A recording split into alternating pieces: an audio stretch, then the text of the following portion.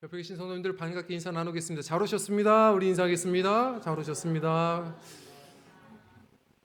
오늘의 설교의 제목, 작은 돌 이야기, 오늘의 제목입니다. 우리 함께 따라하겠습니다. 정죄의 돌을 버리라. 사실 오늘 이 본문 말씀은 우리에게도 너무나도 익숙하고 유명한 말씀이죠.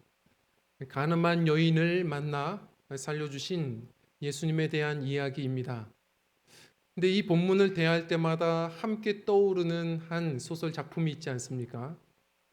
1850년도 나다니엘 호돈이 쓴 바로 주홍글씨라는 바로 작품입니다. 그 내용을 우리가 한번 생각해 보면 이런 내용이죠. 배경은 17세기 뉴 잉글랜드입니다. 종교의 자유를 찾고자 영국에서부터 청교도들이 머나먼 여행을 하게 되죠. 근데 그 순간에 나이든 남편을 잠시 어쩔 수 없이 두고 자신 먼저 이렇게 약속을 하고 출발한 헤스터 프린이라고 하는 이 젊은 여인이 주인공입니다. 그래서 먼 여행을 홀로 또 하게 되는데 도착하여 이루는 그 사회는 신앙의 자유를 찾아온 사람들이기 때문에 훨씬 더 엄격한 그런 율법주의의 냄새가 느껴질 만큼 그렇게 엄격한 청교도 사회였습니다.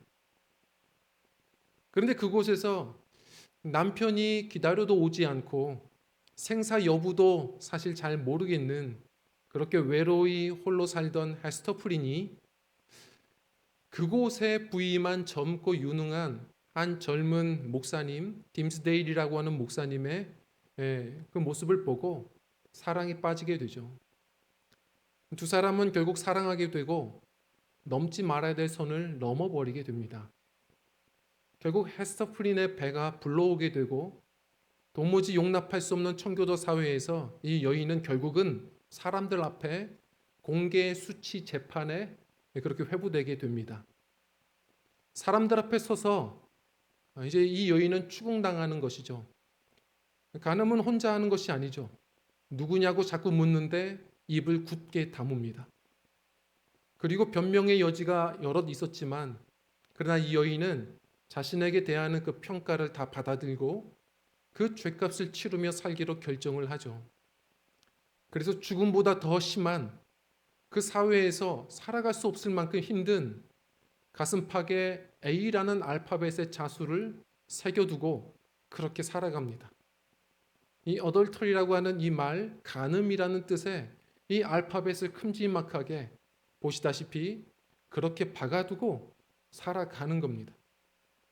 오히려 이 헤스터 프리는 그럼에도 불구하고 그 자신을 정죄한 그 도시의 사람들을 지극정성으로 보살피고 친구가 되어주고 사랑으로 섬기면서 오히려 그녀에 대한 평가는 점점 더 달라지기 시작하죠.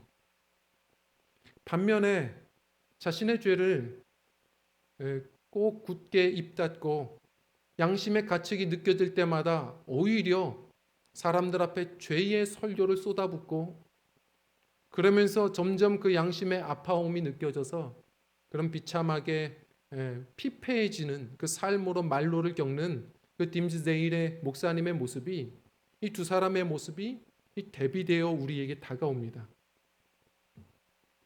오늘의 작품은 그 바로 주홍글 씨의 원작과 같이 느껴질 정도입니다. 종교 지도자들이 예수님께 한 여인을 짐승처럼 끌고 왔습니다. 끌고 와서 묻습니다. 이 여인 어떻게 할까요? 이건 궁금해서 물어보는 게 아닙니다. 예수님을 함정에 빠뜨리려고 한 것이죠. 6절 말씀처럼 그들의 목적은 예수님을 시험코자 했습니다. 이 질문은 매우 난처한 질문, 이 여인과 함께 예수님을 처형하고자 하는 그들의 심산이었습니다. 가끔 우리도 난처한 질문을 만나지 않습니까? 예를 들어서 생각해 보면 우리 남자 집사님들이 많이 당하실 것 같아요. 집안에서 우리 아내 집사님들이 거울을 보고 계속 묵상하시다가 이렇게 한마디를 할 때가 위험해요. 여보, 나 뚱뚱해? 이건 아주 난처한 질문입니다. 뭘 대답해도 욕을 들으셔야 돼요. 이건 아주 난처한 질문이에요. 우리는 그리스도인이기 때문에 너무 솔직할 때가 많죠. 응, 뚱뚱해.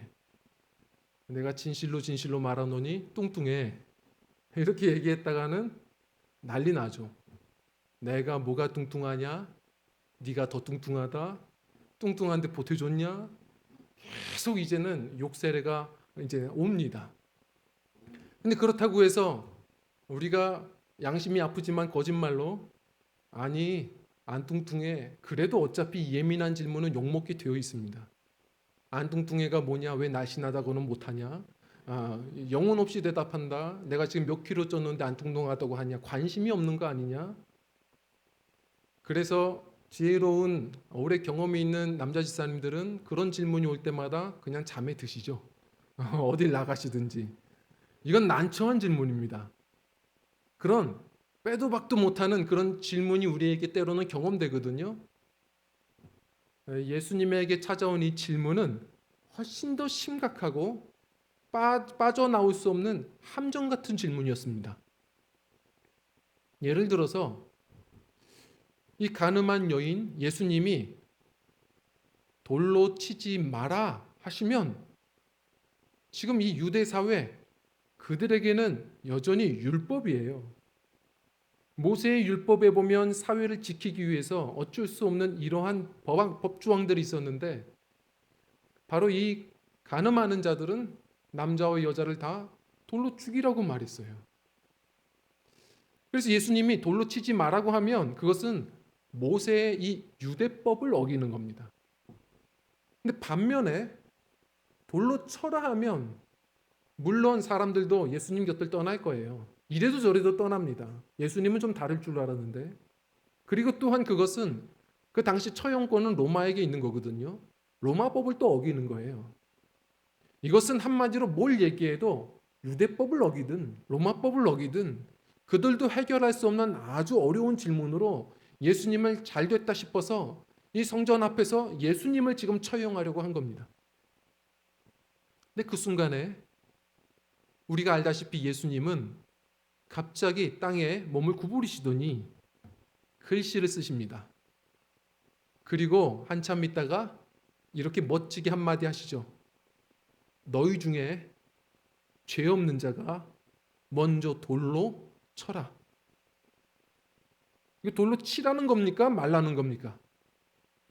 근데 위대한 것은 이 한마디는 함정에서 나왔을 뿐만 아니라 여인도 살렸고 그 주변에 가려져 있던 수많은 내면의 죄들을 고발하며 치유하신 그런 은혜의 현장을 만든 한마디였습니다. 저는 성도님들께 권면드립니다. 이 사회는 모두가 다 돌을 들고 있습니다. 어디나 다 돌을 서로에게 던집니다. 이 코로나 재난의 때에도 누군가가 코로나 바이러스에 감염이 되면 그는 그 질병에도 어려움이 있는데 다들 참지 못하고 이유가 무엇인지를 알아보지도 않고 돌부터 듭니다. 서로에게 돌을 듭니다. 여러 가지 이유로 갈등하고 돌 던지는 이 사회 속에서 우리 그리스도인은 어때야 하냐는 겁니다. 저는 우리 성도님들께 권면드릴 것, 우리는 예수님 앞에 서야 합니다. 복음 앞에 설 때에 비로소 우리는 새로워질 수 있고 주님과 함께 주변을 치유하는 그리스도인으로 살아갈 수 있습니다. 복음은 능력이 있습니다. 세상의 소음 앞에 휘둘리지 말고 복음 앞에 서야 합니다. 우리 예수님의 그 발자취를 따라가야 합니다. 복음은 능력이 있습니다. 먼저 복음은요. 첫 번째로 우리 함께 읽겠습니다. 시작. 복음은 내 안에 죄를 보게 합니다. 복음은 내 안에 죄를 보게 하는 능력이 있습니다. 자, 예수님이 이 말씀을 하시기 전에 땅에다가 글씨를 썼다 했습니다. 뭐라고 쓰셨을까요? 사실 모릅니다. 왜냐하면 성경에 나와 있지 않습니다. 그런데 신학자들은 여기에 대해서 너무 관심이 많습니다.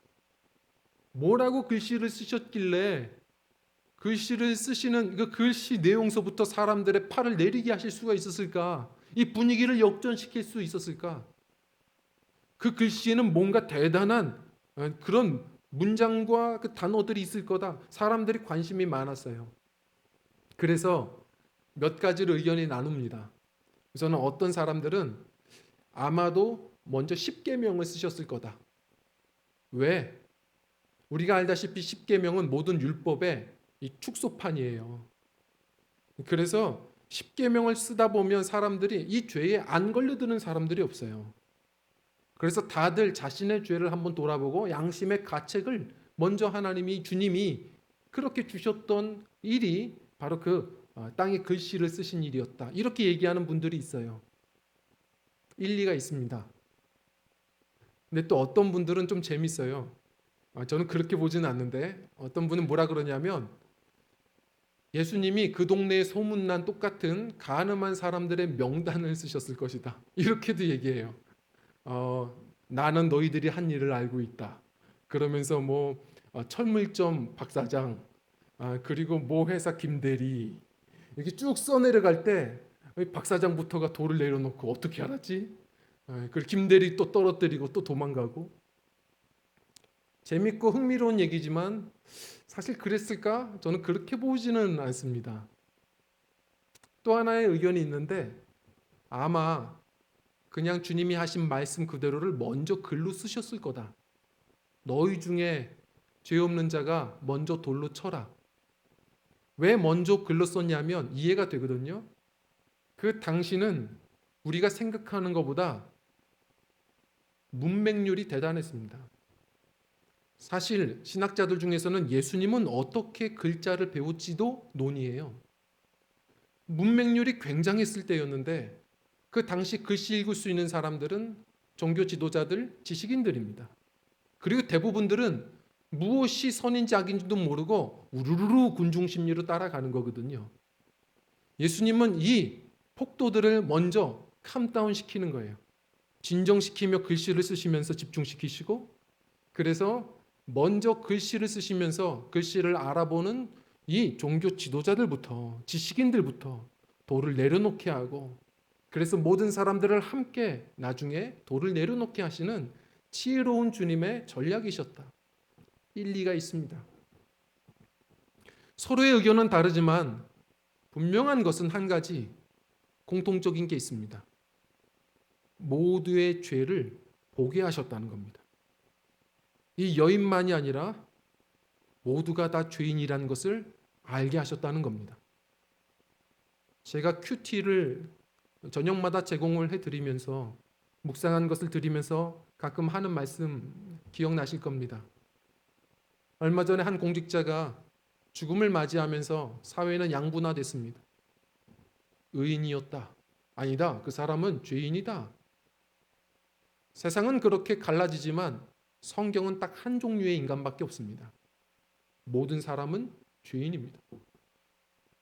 그런데 성도도 말씀을 하는 성도들도 때로는 죄성이 있어서 다른 사람의 티끌을 확인하느라 자신의 들보를 못 보고 주님께서 서셔야 하는 심판의 자리에 마구 올라갑니다. 복음 앞에 서야 합니다.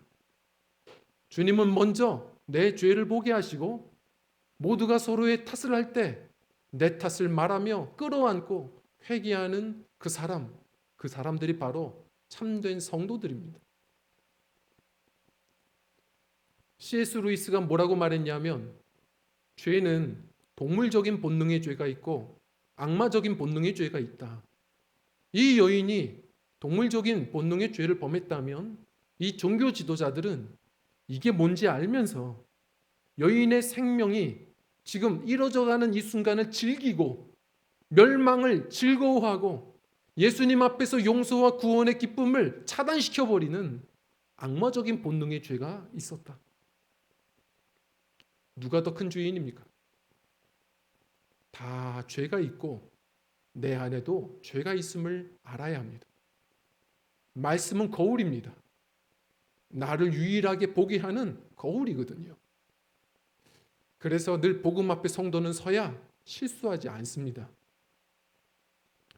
가끔은 길을 이렇게 드라이브를 하면서 갈 때 밖을 보면 미세먼지가 자욱할 때가 있습니다. 마음이 막막합니다. 우울합니다. 기쁨이 다 달아납니다. 그런데 신기한 것은 똑같이 차를 타고 가는데 다 그렇게 우울해 보이고 그냥 어둡고 칙칙하고 마음이 답답한데 날씨를 보니 미세먼지가 없답니다. 이유가 뭘까요? 내가 유리창을 닦지 않은 겁니다. 내 차를 세차하지 않은 겁니다. 성경은 얘기합니다. 마음이 청결한 자가 하나님을 봅니다. 우리가 여전히 뭘 얻어도 불행하고 불만족스러운 이유는 그 때문이 아니라 사실 내 안의 죄를 보지 못하고 회개하지 못하는 이유가 아닌가 생각해 봐야 합니다. 마음이 청결한 자는 하나님을 봅니다. 이 불만족스러운 상황 속에서도 함께 하시는 주님을 보고 감사할 줄 아는 사람들. 내가 미워하는 그 영혼 안에도 함께 하시며 일하시는 주님을 바라보며 인내하는 사람들. 그들이 성도입니다. 어떤 분이 성도들도 굉장한 내로남불이 있다라고 말하면서 글을 쓴 걸 봤습니다. 제가 이해가 되고 공감이 돼서요. 좀 적어왔습니다. 이런 내용은 참 공감이 되고 쉽게 이해가 돼요. 우리 얘기거든요. 남이 손바닥만한 성경책을 가지고 다니면 경건치 못하기 때문이고 내가 작은 성경을 가지고 다니는 이유는 활동적인 신앙인이기 때문이다. 남이 기도를 길게 하면 주책이 없는 까닭이고 내가 기도를 길게 하는 까닭은 정성을 다하기 때문이다. 남이 예배에 참석하지 않는 것은 신앙이 없기 때문이고 내가 예배에 빠지는 것은 하나님은 어디나 계신다는 성숙한 신앙 때문이다. 남이 넓은 집으로 이사를 하면 예수님은 머리 둘 곳도 없으셨는데 라는 말씀이 생각나고 내가 넓은 집으로 이사를 하면 네 지경을 넓히리니 라는 말씀이 떠오른다. 남이 예배 시간에 졸면 시험에 들지 않게 일어나 기도하라는 말씀이 생각나고 내가 졸면 여호와께서 그 사랑하는 자에게 잠을 주시는도다 라는 말씀이 떠오른다. 보면서 참 웃지만 또 씁쓸합니다. 우리 얘기입니다. 늘 다른 사람의 죄를 판단하고 심판하느라 바빠서 내 죄를 못 보는 우리들의 실수들입니다. 내 죄를 보고 주님 앞에 나아가는 자들이 오늘도 치유받고 그 죄가 해결되며 우리의 하루가 달라지고 그를 용납하게 됩니다. 성경은 이야기하거든요. 우리는 심판자의 자격이 없습니다. 죄인은 죄인을 심판할 수 없는 겁니다. 오직 주님께서만 그 자리에 서실 수 있습니다. 용납하고 사랑하며 내 죄를 보고 회개할 수 있는 그 한 사람, 우리 이 갈등 많은 성전 문 앞에 혼란스러운 사회 속에서 그 겸손한 하나님의 은혜가 임하는 주님의 성도들이 꼭 되셨으면 좋겠습니다. 저는 성도님들께 묻겠습니다. 오늘 이 예배의 자리 예수님을 어떻게 바라보시며 오셨습니까? 종교 지도자들은 랍비여 하고 왔습니다. 선생님으로 부르시고 오셨으면 예수님께 지식을 얻으실 겁니다. 의사로 생각하고 오셨으면 좋습니다. 예수님은 치유의 능력이 있으십니다. 치유도 하실 겁니다. 예수님을 그냥 부자로 보고 오셨으면 예수님은 필요를 따라 필요하다면 축복도 주시는 분, 우리를 부욕해 하시기 위하여 친히 가난하게 되셨다라고 고백하는 그런 분이세요. 그 은혜도 주실 겁니다. 그러나 그것은 그렇게만 끝나는 것은 실패하는 겁니다. 예수님은 이 안에 죄악을 아시고 그것을 고발하실 뿐만 아니라 그것을 해결하실 수 있는 유일하신 구주 되시는 분이십니다.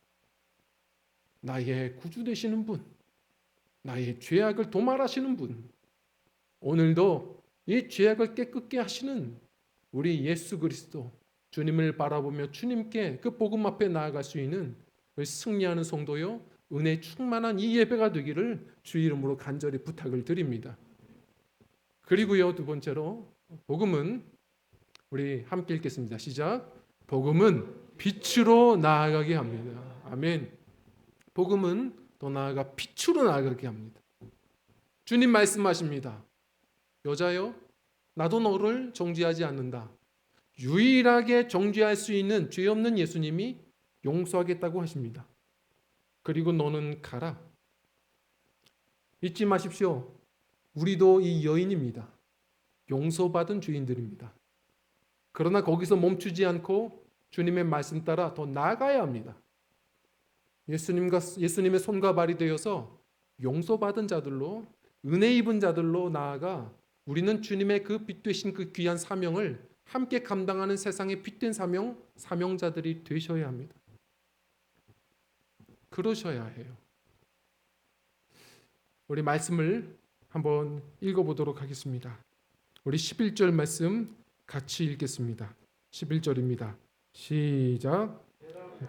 주여 없나이다. 예수께서 이르시되 나도 너를 정죄하지 아니하노니 가서 다시는 죄를 범하지 말라 하시. 아멘. 잊지 마십시오. 무조건 사랑과 용서가 아닙니다. 예수님은 죄를 죄라고 말씀하시는 분입니다. 우리 그리스도인들은 진리를 붙들어야 됩니다. 죄는 죄라고 말할 수 있어야 됩니다. 죄를 죄라고 말할 수 있지만 그러나 동시에 나도 죄인임을 잊지 말라는 겁니다. 겸손히 주님 앞에 의탁하고 함께 그 사람과 우리의 죄를 끌어안고 기도할 수 있는 치유의 공동체가 되어야 한다는 겁니다. 우리는 심판자가 되지 못합니다. 왜요? 심판할 자격도 없지만 심판할 실력도 없습니다. 베니스의 상인을 보면 거기에 샤일록이라는 상인이 나오죠. 고리대금업자입니다. 이 악독한 고리대금업자가 아주 그냥 친절한 존경받는 안토니오에게 복수심에 칼을 갈아요. 저 사람이 나를 악독하다고 모욕을 줬거든요.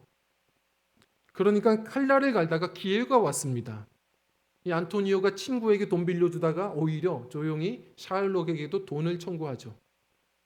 그랬더니 아주 좋지 않은 계약서를 작성해요. 기일 내에 갚지 못하면 당신의 심장 부근의 근육 한 근을 내가 갖겠습니다. 결국 기일 내에 못 갚았고 때가 되어서 재판장에게 이 계약서 들고선 갑니다. 재판장의 명판결이죠. 뭐라고 합니까? 계약서대로 진행하십시오. 계약 약속은 지켜야 합니다. 심장 부근의 근육 한 덩이입니다. 한 근 가져가십시오. 기뻐서 칼을 꺼내는데 뭐라고 말하죠? 그러나 분명 근육 한 근이라고 하셨습니다. 피 한 방울이라도 흘리시면 목숨값을 대신 지불하셔야 할 겁니다. 정확히 근육 한 근만 가져가십시오. 주저하더니 샤일록은 포기하고 달아납니다. 우리는 심판할 실력도 없습니다. 누군가가 나에게 피해를 주죠. 내가 심판하겠다고요? 우리는 정당하지 않습니다. 600g 손해보면 우리는 700g을 빼앗습니다. 핏줄, 우리는 정신적 피해까지도 어떻게든 더 큰 복수를 주는 사람들입니다. 정당하다고 말하겠죠. 정당하지 않습니다. 그럼 피해본 그 사람은 또 나에게 1000g을 1200g을 요구하러 찾아옵니다. 세상은 그런 복수 열전이고 서로 싸우다 보면 누군가 시작은 했겠지만 모두가 다 악이 됩니다. 진흙탕 싸움이 됩니다. 그래서 로마서 12장은 뭐라고 말했냐면 절대로 너희들은 악을 악으로 갚지 말아라. 똑같이 악이 됩니다. 그래서 말씀은 뭐라고 하죠? 너희들은 모든 일에 선한 일을 도모해라. 그것이 바로 악에게 지지 않고 선으로 승리하는 일이라고 이야기를 합니다. 이 그림을 좀 한번 보셨으면 좋겠습니다. 렘브란트가 이 말씀을 깊이 묵상하면서 그렸던 가늠한 여인이라는 성화입니다. 이 그림을 보시면 2층 단계로 계단으로 이렇게 해서 그림이 2층 구도로 형성이 되어 있는데 저 위에는 마치 천상처럼 보이는 저 위층에는 어미로운 제사장과 함께 그 앞에는 한 사람이 무릎을 꿇고 있고 모든 사람이 그 죄를 함께 감당하려는지 같이 슬퍼하며 모두가 같이 무릎 꿇습니다. 그런데 아래는 바로 오늘의 복음이에요. 이 세상의 한복판은 이렇습니다. 오히려 같이 끌어안고 슬퍼해하고 중보해야 될 제사장들이, 종교 지도자들이 한 여인을 도구 삼아서 즐기고 예수님을 시험하며 그들이 그렇게 어둠의 일들을 감당합니다. 오히려 이 빛의 사명은 어떻게 찾아오죠? 이 여인을 살리는 것, 하늘의 은혜의 빛살이요, 예수님을 통해 여인에게 비춰지는 빛살이었습니다. 빛이 사람을 바꿉니다. 칼이 아닙니다. 칼은 그 사람을 멈추게 할 수 있을런지 모르지만 사랑이, 용서가 그 사람을 새롭게 하는 겁니다. 복수는 전쟁에서 나를 잠시 승리를 만끽하게 해줄런지 모르지만 사랑과 용서는 전쟁을 그치게 하는 겁니다. 진리를 붙드시되 그러나 우리에게 주신 유일한 권리, 죄를 몰라라 하라는 게 아닙니다. 로마서 12장 계속해서 뭐라고 말하죠? 원수 갚는 것은 내게 있으니 너희는 할 수 있거든 모든 사람들과 평화하고 사랑과 용서를 베풀라는 겁니다. 우리에게 주신 유일한 권리, 주님과 함께 사랑하고 힘껏 용서하는 삶을 살아가야 하는 것, 그것이 주님의 발자취를 따르는 성도들의 삶입니다. 주님께서는 어느 순간은 선과 악을 철저하게 분리하시고 심판하실 겁니다. 주님만이 심장 부근의 근육 한 덩이를, 한 근을 정확히 도려내실 수 있는 분입니다. 선과 악을 정확하게 심판하실 겁니다. 그때가 오기 전까지 먼저 용서 입은 우리들은 겸손히 많은 사람들에게 회개할 수 있는 기회를 제공할 수 있어야 합니다. 언젠가 이 빨래거리에서 급해서 옷을 하나 빨리 그냥 걷어가지고 걸쳐 입었습니다. 근데 냄새가 좀 나요. 냄새가 나서 처음엔 영문을 몰라가지고 지인에게 이렇게 얘기해 봤더니 뭐라고 하냐면 안 씻은 거 아니냐고 그래요. 그래서 전혀 저는 얘기하지만 저는 제 자랑이에요. 저는 정말 잘 씻습니다. 제가 생각해도 씻는 건 정말 잘해요. 한참 씻어요. 남들이 얘기하는 것처럼 운동은 하나도 안 하면서 씻는 건 제일 잘해요. 그래서 일명 물충남이, 물을 축내는 남자거든요. 저는 그렇게 많이 씻어요. 그런데 제 몸에서 나는 건 아닐 텐데 세탁기인가? 근데 세탁기는 한 번도 실수한 적이 없어요. 결국 원인을 찾았습니다. 장마예요. 비가 세차게 내리고 바람이 그렇게 거세게 불어도 우리의 마음은 시원하겠지만 우리의 마음은 점점 더 위축되고 그리고 세균은 더 번식하는 겁니다. 그래서 정서적으로도 마찬가지예요. 우울증에 빠지면 의사들이 먼저 처방하는 것은 약도 주지만 햇볕을 자주 쐬십시오 하는 겁니다. 영혼도 마찬가지예요. 우리 영혼의 빛살이 자꾸 커튼을 치고 빛살을 받지 못하면 우리의 마음은 계속해서 우울해지고 우리 영혼은 계속 침체됩니다. 내 영혼의 햇빛이니 빛 되신 주님을 우리가 자꾸 영접해야 돼요. 그 은혜의 빛살 앞에 항상 우리의 마음을 열어야 돼요. 그래서 그 은혜의 빛을 이 어두운 세상에 비추는 삶을 사셔야 해요. 성경은 이야기합니다. 마태복음 5장 16절 우리 한번 좀 읽어볼까요? 시작. 이같이 너희 빛이 사람 앞에 비치게 하여 그들로 너희 착한 행실을 보고 하늘에 계신 너희 아버지께 영광을 돌리게 하라. 에베소서 5장 9절입니다. 시작. 빛의 열매는 모든 착함과 의로움과 진실함에 있느니라. 아멘. 우리가 묻습니다. 예수님께서 나에게 빛이 되시는 거 알아요. 왜냐하면 내 안에 있는 우울함과 슬픔이 사라지거든요. 아는데 그는 나 역시 어떻게 그럼 세상에서 또 세상의 빛으로 살아가는지 어떻게 살아가야 하는지는 모르겠어요. 성경은 이야기해요. 우린 예수님이 아니에요. 예수님의 그 빛을 소개하는 자들이 되어야 되고 그 빛을 반사하는 삶을 살아야 되는데 성경은 분명히 말합니다. 논리적으로 복음 전도하는 것? 아니요. 세상은 그렇게 해서 주님을 몰라요. 삶으로 안다는 겁니다. 착한 삶으로. 우리가 예수 믿는다는 이유로 조금 더 손해본 적이 있으십니까? 희생하며 사시나요? 따뜻한 그 빗살처럼 따스한 그 사랑과 용서로 사람들에게 대했던 적이 요즘 있으십니까? 언제부터든지 모르는 나의 이 돌을 들고 그렇게 똑같이 살아갔던 나의 분노 어린 모습들이 내 모습 아닙니까? 제가 몇 주 전에 한 미국 교회 이야기를 듣고 사실은 감동은 됐지만 마음이 오랫동안 힘들었어요. 밤을 설쳤어요. 너무 힘든 거예요. 이런 얘기였습니다. 감동스러워요. 너무 은혜가 됐어요, 우선은. 이런 내용입니다. 그 목사님이 워낙 훌륭한 목사님이시고 설교 말씀도 너무나도 은혜가 돼요. 아주 큰 교회 담임하시는 목사님이세요.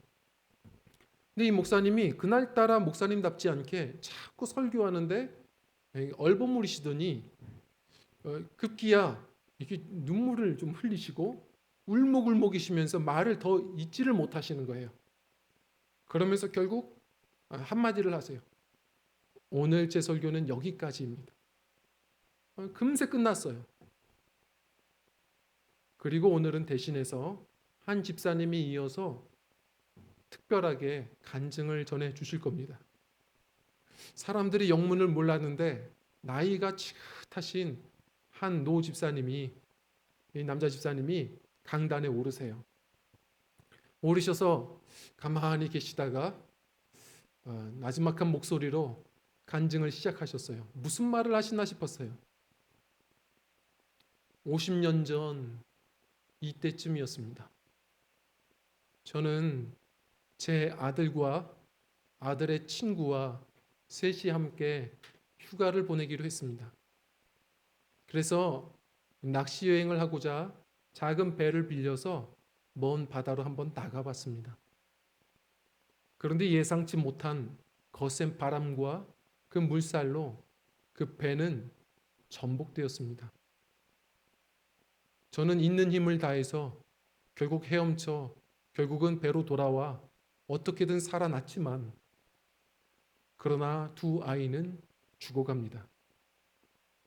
이 아이들에게 할 수 있는 것 두리번거려 보니 구명복 하나가 보였습니다. 그 구명복 하나를 어떻게 해야 되나 고민할 때 이런 생각을 주셨습니다. 우리 아이는 믿는 가정에서 태어나서 예수 믿고 죽어도 천국 간다. 그런데 우리 아이의 친구는 아직 교회도 가보지 못하고 예수님도 알지 못하는 아이다. 이 생각과 함께 저는 곧바로 아이의 친구에게 구명복을 던졌고 우리 아이에게 마지막 눈물 흘리며 인사했습니다. 아들아, 나중에 천국에서 만나자꾸나. 예상대로 참 힘겨웠지만 아들의 친구는 살았고 저희 아이는 그날 세상을 떠났습니다. 그리고 제 아이의 친구는 그 다음 너무나도 훌륭하게 예수님을 영접했을 뿐만 아니라 열심히 공부하고 잘 자랐습니다. 훌륭한 사람이 되었습니다. 그 사람이 바로 설교하시는 우리 목사님이십니다. 이 이야기에 갑자기 성도들이 다 숙연해졌고 깜짝 놀랐고 이쪽 저쪽에서 흐느껴 울기 시작했습니다.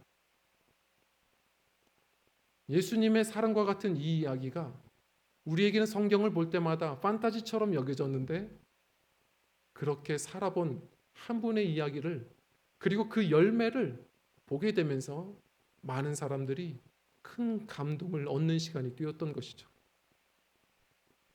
그런데 제가 그 이야기를 전해 들으면서 저는 순간 감동도 되었지만 하루 종일 부담되는 겁니다. 솔직하게 나라면 그럴 수 있을까? 아무리 우리 아이들이 예수님 믿지만 물론 우리 아이들 지금 예배하면서 섭섭해할 수도 있겠어요.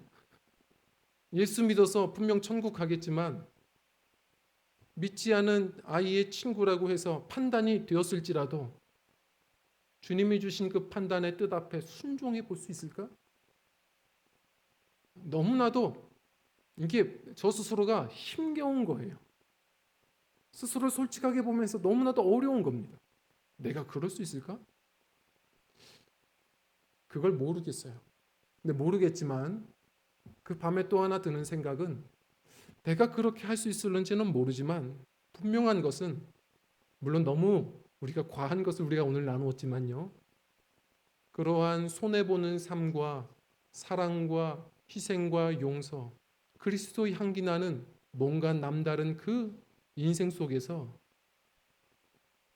하나님은 지금도 그 착한 행실을 빛으로 삼아 수많은 사람들을 치유하고 바꾸시는 재료로 사용하고 계신다는 사실입니다. 주님께서는 지금도 성도님들을 통해 빛 주시기를 원하십니다. 우리가 바로 전도지입니다. 구겨진 전도지가 돼서는 안 됩니다. 주홍글 씨의 마지막 내용을 보면 헤스터 프리는 팀스데일 목사님은 비참하게 만로를 겪지만 헤스터 프리는 끝까지 책임 있게 아이를 기르려 하고 그리고 그 동네에서 떠나지 않고 다시 또 돌아오죠. 돌아와서 그 정주한 수많은 사람들 가슴에 A를 그대로 달고 그 많은 사람들을 섬기며 사랑하며 삽니다. 위대한 것은 어느 순간 동네의 사람들은 그 가슴팍에 있는 A의 의미를 잃어버리죠. 저게 뭐죠? 물어보는 아이들의 질문에 사람들은 대답하죠. 글쎄, 아마 이 여인을 설명하는 내용이겠지. 아마도 에이블일 거야. 여인은 유능해. 우리를 위해 해주는 게 참 많잖아. 뜻이 바뀌었습니다. 시간이 지나 더 승화되죠. 아마 엔젤일 거야. 헤스터 프리는 천사 같잖아. 아포슬일 거야. 헤스터 프리는 우리를 위하여 하나님이 보내신 말씀대로 사는 사도잖아. 묻겠습니다. 오늘날 크리스천 하면 사람들은 어떤 평가를 내릴까요? 점점 더 승화되고 있습니까? 그 이미지가 악화되고 있습니까? 저는 우리 성도님들이 예수 그리스도의 발자취를 따르는 이름값하는 그리스도인들이 되어서 성도님들의 그 빛을 바라보며 많은 영혼들이 주님께 다시 돌아오게 되는 귀한 걸어다니는 전도지들이 저와 성도님들이 꼭 되셨으면 좋겠습니다. 마지막 책의 한 가지 내용을 읽고 마치려고 합니다. 존 오토버그의 우리는 만나면 힘이 납니다에 이런 글귀가 있습니다. 당신은 너무 오랫동안 돌을 든 채 살아왔다. 과연 돌이 없이 살았던 적은 있었는지 기억도 나지 않는다. 돌을 내려놓으라. 돌을 내려놓고 이렇게 해보라. 안 좋은 소문을 퍼뜨린 일이 있거든 당사자를 찾아가 사과하고 소문을 바로잡으라. 꼴 보기 싫은 사람, 힘들게 하는 그 사람이 있거든 오히려 그를 섬겨보라. 다른 사람에게 험담하지 말고 하나님께 나의 마음을 바꿔달라고 기도해보라. 돌을 내려놓는 것, 그것은 단지 나의 싸움을 그치겠다고 표현하는 것만이 아닙니다. 너는 가라. 내가 너의 죄, 심판의 자리에 내가 있겠다. 너가 나를 대신해서 남은 십자가를 짊어지고 살라. 주님의 이 명령을 붙들고 참된 그리스도인의 그 삶을 살아가는 저와 우리 성도님들이 되어야 할 줄 믿습니다. 그동안 언제부터 들고 있었는지도 모르는 그 분노와 미움과 용서하지 못하는 그 상처에 그 돌들을 이제 좀 내려놓고 쫙 편 손바닥으로 나의 가정을 축복하고 그 이웃을 용서하고 주님과 함께 이 어두운 세상 곳곳을 치유하는 주님께서 쓰시는 귀한 그리스도인들, 그런 우리 드림교회가 되기를 간절히 부탁을 드립니다.